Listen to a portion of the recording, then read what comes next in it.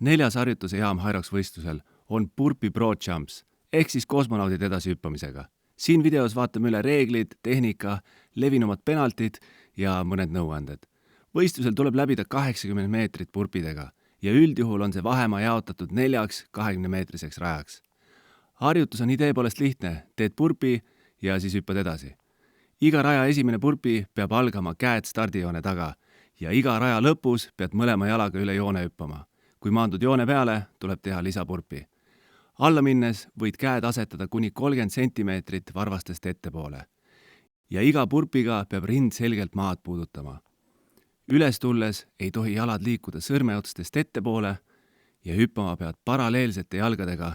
Burpide vahel ei ole lubatud ette astuda ja üle jaanilõkke sammuga hüpped ei ole samuti lubatud. Hüpata võid nii kaugele kui soovid, aga siinkohal tasub arvestada, et pikemate hüpetega pead küll tegema vähem burpisid, kuid pikemad hüpped on üldjuhul raskemad.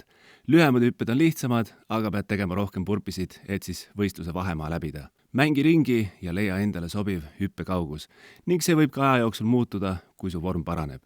Burpidel on 4 peamist tehnikat. Proovi erinevaid ja vajadusel kombineeri neid omavahel. Tehnika, mis paberil tundub aeglasem, võib võistlusel olla tegelikult kiirem, kui see sobib sulle paremini ja võimaldab sul ühtlases tempos ilma pikkade pausideta edasi liikuda. Siin on tehnikad alustades kiiremast kuni kõige lihtsamani. Double jump ehk topelthüpe. Hüppad alla, rind vastu põrandat, hüppad üles ja siis hüppad edasi. See on kõige kiirem, aga enamuste jaoks ka kõige raskem.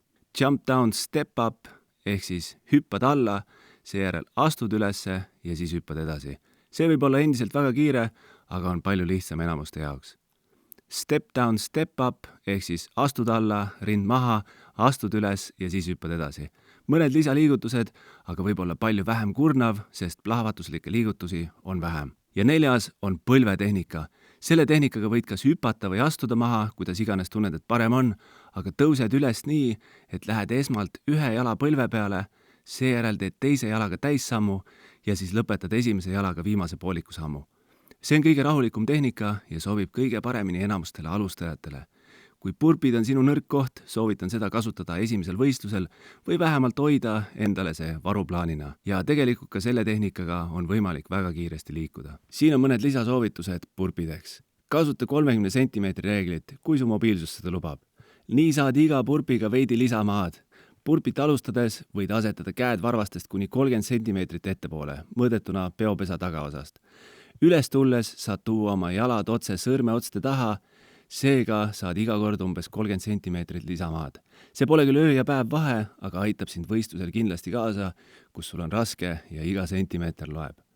Samuti aitab see ehitada ka harjumust mitte astuda üles tulles sõrmedest kaugemale, mis tooks kaasa penalti. Ära tõuse korduste vahel täielikult püsti, vaid pigem püsi madalal, kalluta end ettepoole ja hüppa sealt edasi. Liigsete liigutuste vältimine säästab energiat ja aitab sul efektiivselt edasi liikuda. Võid iga burpi ajal ka põrandal hetkeks hingata, näiteks tee iga kord põrandal olles üks rahulik hingetõmme ning siis pane edasi. Hingamine on burpide ajal väga oluline, ära hoia hinge kinni ja ära unusta regulaarselt hingata. Samuti on mõistlik vältida rinnaga liiga tugevalt vastu maad põrutamist. Alla minnes käte asetus võib ka muuta seda, kui kerge või raske sul end üles tagasi suruda on. Seega mängi ringi ja kasuta erinevaid asetusi. Ning üles surudes on lihtsam tulla pigem läbi keha ja põlvede üles, mitte ei pea kätekõverdust varvastelt tegema. Ürita hoida ühtlast tempot ja ära tõmba end esimestel meetritel sprintimisega läbi. Alusta rahulikult ja ürita oma jaksu jagada kogu distantsi peale. Nii ei pea sa pikki puhkepause tegema, harjuta täispikka distantsi ka oma treeningutel ning tee ka burpi ja jooksu intervalle selle harjutamiseks. Levinud penaltid, mida vältida. Reeglite rikkumine võib tuua ajalise karistuse või isegi diskvalifitseerimise. Üldjuhul saab esimese rikkumisega hoiatuse, järgmisega juba ajalise karistuse ja suuremate rikkumiste eest võidakse muidugi ka diskvalifitseerida. Alla minnes ei tohi käsi jalgadest liiga kaugele asetada. Varvastest peopesani on lubatud kuni 30 cm. Üles tulles ei tohi jalgadega sõrmeotstest kaugemale astuda. Hüppamisel peavad jalad olema paralleelsed ehk üks jalg ei tohi teisest olla eespool. Põrandal peab rind selgelt maad puudutama. Iga rada peab algama stardijoone tagant tehtud burpiga ja lõppema mõlema jalaga üle finišijoone hüpates. Kui jalg maandub finišijoonele, tuleb teha lisaburpi. Järgmisesse purpisse tuleb minna täpselt sealt, kuhu maandusid. Purpide vahel ei tohi ette astuda, aga vajadusel võid küljele liikuda, et rada vahetada, kui keegi sulle ette jääb. Kõik reeglid leiad alati ka Hyroxi ametlikust reegliraamatust. Siin on ka mõned nõuanded treeninguks. Harjutamine teeb meistriks ja selleks, et purpidest paremaks saada, peab neid ka regulaarselt harjutama. Kui purpid on sinu nõrk koht, siis harjuta neid näiteks 2-4 korda nädalas.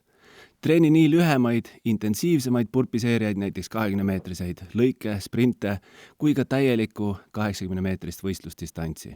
Harjuta purpisid ka jooksuintervallide vahel, näiteks jooksed 500 meetrit, teed 20 purpit ja siis kordad. Võid lisada ka variatsioone nagu kastile purpid, et tuua sisse vaheldust ja hoida trenn huvitav, aga harjuta kindlasti regulaarselt ka enda võistlusstiilis purpisid. Ja kui purpist üles tõukamine on raske, tee ka kätekõverdusi regulaarselt. Ja kui hüppamine on sinu nõrkus, harjutage hüppamist. Loodan, et sellest oli abi ja kui vajad rohkem abi, siis minuga treenimise võimalused leiad videokirjeldusest. Edu!